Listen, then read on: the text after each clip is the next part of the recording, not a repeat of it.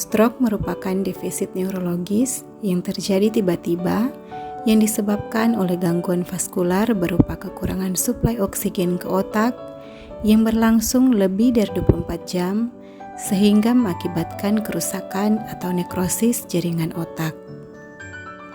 Menurut WHO, pada tahun 2023, setiap tahun 15 juta orang di seluruh dunia menderita stroke.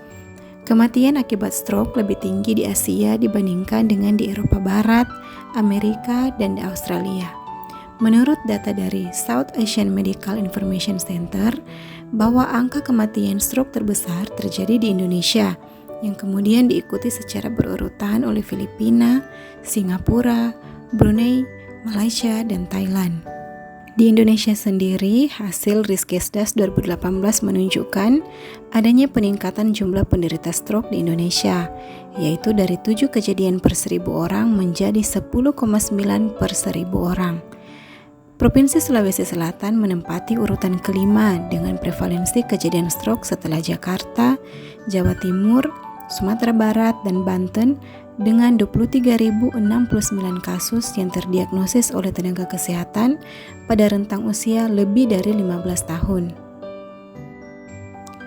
Stroke diklasifikasikan menjadi dua, yaitu stroke non-hemorrhagic dan stroke hemorrhagic. Stroke non-hemorrhagic merupakan trombosis cerebral di mana lumen pembuluh darah cerebral secara bertahap menyempit karena proses aterosklerosis. Sedangkan stroke hemorrhagic merupakan gangguan pada fungsi otak akibat perdarahan atau kebocoran pembuluh darah di dalam otak. Stroke dapat terjadi ketika suplai darah ke otak terganggu atau berkurang yang menyebabkan kematian sel-sel otak. Hal ini dapat terjadi karena penyumbatan di pembuluh darah dan perdarahan di otak. Stroke non-hemorrhagic disebabkan oleh karena penyumbatan pada pembuluh darah akibat adanya trombus maupun emboli. Sedangkan stroke hemorrhagic disebabkan oleh pecahnya pembuluh darah di otak sehingga mengakibatkan perdarahan. Prognosis pasien stroke non-hemorrhagic lebih positif dibandingkan dengan stroke hemorrhagic. Selain membunuh sel-sel otak, stroke hemorrhagic meningkatkan risiko komplikasi berbahaya seperti peningkatan tekanan intrakranial atau kejang pada pembuluh darah otak. Banyak orang yang selamat dari stroke mendapatkan kembali kemandiriannya, meskipun sekitar 1/4-nya masih hidup dengan disabilitas ringan dan sekitar 40% memiliki disabilitas yang lebih parah.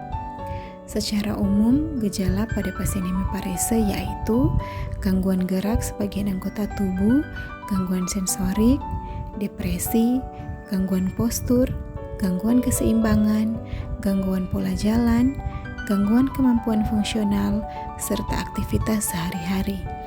Gejala utama hemiparese adalah lemah pada salah satu sisi tubuh dari kepala hingga kaki. Diagnosa banding hemiparese yaitu neoplasma, penyakit demyelinisasi, penyakit granulomatosa, dan penyakit infeksi baik bakteri maupun jamur. Kita masuk dalam manajemen fisioterapi.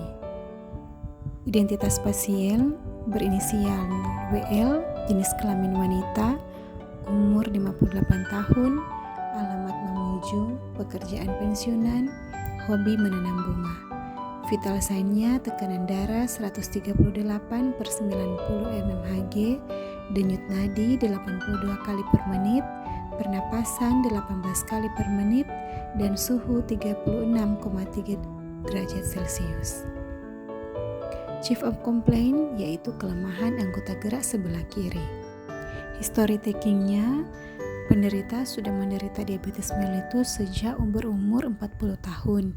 Pada tahun yang lalu sudah didiagnosa juga dengan hipertensi, namun hipertensinya tidak terkontrol.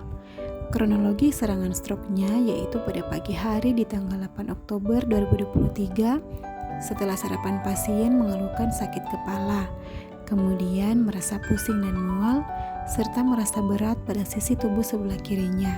Pasien kemudian dibawa ke rumah sakit setempat dan dirujuk ke Rumah Sakit Universitas Hasanuddin. Pasien kemudian didiagnosa oleh dokter dengan hemiparesia sinistra et causa NHS subakut phase dan neuropati diabeticum plus hipertensi. Pasien kemudian dirujuk ke polifisioterapi. Pemeriksaan asimetri pertama, inspeksi statis. Diperoleh pasien tampak cemas, bahu kanan dan kiri terlihat sedikit tidak simetris, saat duduk cenderung ke sisi kanan. Saat berdiri tampak pelvis kiri lebih tinggi sedikit dari pelvis kanan dan engkel kiri dalam posisi plantar fleksi. Inspeksi dinamis, pasien masuk ruangan polifisioterapi menggunakan kursi roda. Pada posisi dari terlentang ke tidur miring kiri, kurang mampu dan butuh bantuan. Dari posisi duduk ke berdiri dapat dilakukan dengan bantuan. Tes orientasi, pasien mampu mengangkat lengan kiri menyentuh tangan fisioterapis namun lambat. Pasien tidak mampu mengangkat kaki kiri ke atas menyentuh tangan fisioterapis. Palpasi, suhu, kontur kulit dalam keadaan normal, udem tidak ada, tenderness tidak ada, dan tonus otot normal. Pada pemeriksaan fungsi gerak dasar, untuk gerak aktif dan pasif tidak ada keterbatasan. Hanya untuk TIMT terdapat kurang mampu pada seluruh anggota gerak di sebelah kirinya. Restriktif, ROM-nya tidak ada. ADL-nya pasien mengalami gangguan ADL seperti dressing, toileting, walking, dan self-care. Untuk pekerjaannya terganggu sebagai pensiunan yang sekarang menjadi ibu rumah tangga. Rekreasinya, hobi menanam bunganya terganggu. Tisu impairment, psikogen adanya kecemasan, neurogen adanya kerusakan pada otak hemisfer kanan, muskulotendinogen adanya kelemahan otot-otot ekstremitas superior dan inferior sebelah kiri. Osteoartrogennya tidak ada. Spesifik tes. Pertama, Hamilton Rating Scale Anxiety atau HRSA. Diperoleh hasil 25 dengan interpretasi kecemasan sedang. Untuk MMT-nya atau Manual Muscle Testing diperoleh hasil sebelah kanan memperoleh nilai 4 dan 3 untuk ekstremitas atas dan bawah. Indeks Barthelnya diperoleh hasil 75 dengan interpretasi ketergantungan moderat. Untuk Romberg test diperoleh hasil tidak mampu melakukan dalam waktu 15 detik. Dengan interpretasinya adanya gangguan keseimbangan.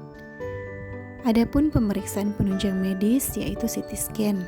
Diperoleh kesan adanya infark cerebri bilateral dan atrofi cerebri. Diagnosa fisioterapi yaitu gangguan aktivitas fungsional untuk walking, dressing, toileting, dan eating karena hemiparesia sinistra et causa stroke non-hemorrhagic. Untuk diagnosa menurut ICF, activity limitation yaitu adanya keterbatasan dalam walking, dressing, toileting, dan eating. Untuk body structure and function adanya hemiparesia ekstremitas atas dan bawah sinistra dan participation restriction yaitu tidak bisa menanam bunga. Problem fisioterapi. Problem primer yaitu kelemahan otot, sekunder penurunan rasa kepercayaan diri, kompleks gangguan keseimbangan dan gangguan ADL. Intervensi fisioterapi. Problem kecemasan diberikan modalitas komunikasi terapeutik dengan dosis sekali sehari, intensitas pasien fokus, teknik motivasi selama 5 menit. Untuk problem kelemahan otot diberikan modalitas elektroterapi berupa NMS dengan dosis sekali sehari, intensitas 30 mA, teknik koplanar dengan waktu 15 menit.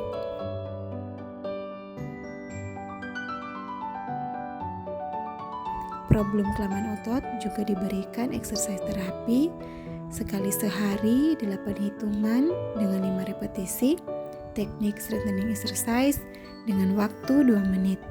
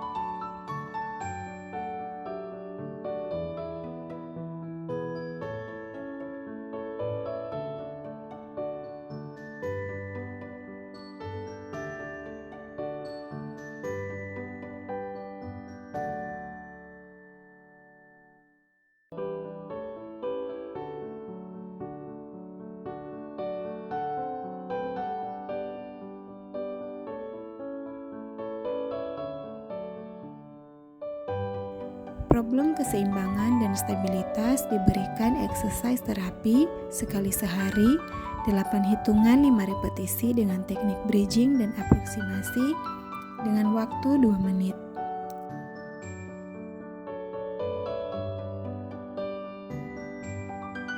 Untuk gangguan ADL diberikan modalitas exercise terapi berupa PNF sekali sehari 3 repetisi dengan waktu 3 menit.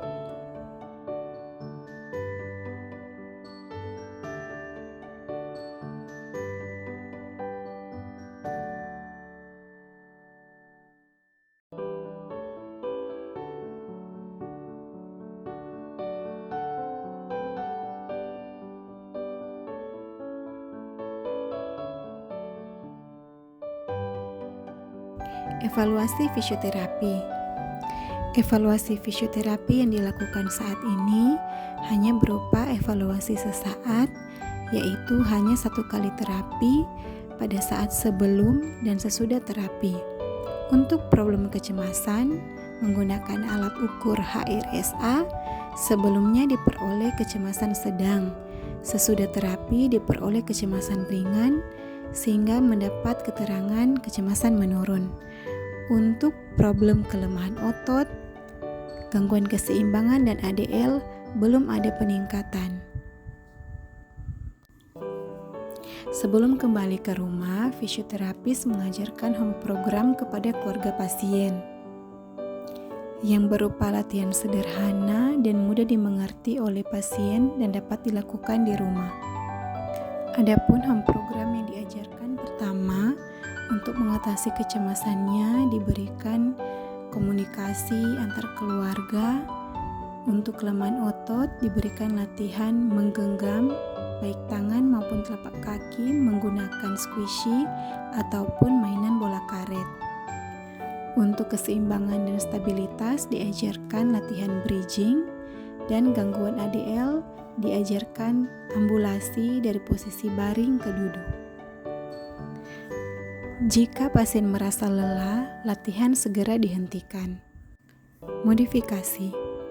Dalam modifikasi diberikan pemeriksaan dan terapi latihan yang belum diberikan pada saat observasi dilakukan.